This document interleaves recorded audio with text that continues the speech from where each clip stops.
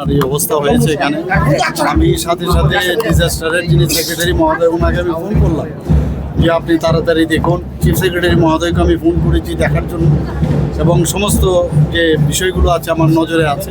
বললাম যা যা প্রয়োজন আমি দেখেছি সোশ্যাল মিডিয়ার মধ্যে অলরেডি সেখানে তাদেরকে রেস্কিউ করার জন্য বোটও চলে গেছে। এখানে টিএসআর থেকে আরম্ভ করে অন্যান্য যারা আপাত মিত্র আছে তারাও গেছেন সেখানে। তো সব দিক দিয়ে আমাদের ডিজাস্টারের যা যা বলে লোক আছে তারা সবাই কিন্তু এর সাথে অলরেডি অ্যাক্টিভ আছে। কিরকম ক্ষতিগ্রস্ত হয়েছে কিছু এখন পর্যন্ত পুরো বেশি এখান থেকে আমি সুজা এলাম, এখন কি আমি বিষয়টা কথা বলবো। যা আমাদের ডিজাস্টারে যা যা আমরা এর আগেও হয়েছে, শুধু আমাদের ত্রিপুরাতে না বহু জায়গায় হয়। তো এখন আমি পুরোটা আগে খতিয়ে দেখবো কি কি বিষয়। আমি এখান থেকে আমি ডাকবো অফিসারদের, তারপর আমি পুরো জিনিসটা খতিয়ে তারপরেই আমি দেখব।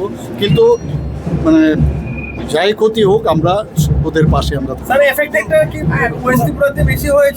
এখন কাছে আমার কাছে যা খবর আছে যে যেহেতু বৃষ্টিটা হয়েছে পাহাড়ে প্রচুর বৃষ্টি হয়েছে, সেখান থেকেই এই জলটা এখানে চলে এসেছে। না, আওড়া নদী তো আমি দেখলাম সেই রকম জল হয়েছে, তবে সেই রকমভাবে ইভেন গোমতী নদীও আমি দেখে এসেছি। তো সেই রকমভাবে আমার হচ্ছে খবর নেই, এখন গেলে আমি বুঝতে পারি।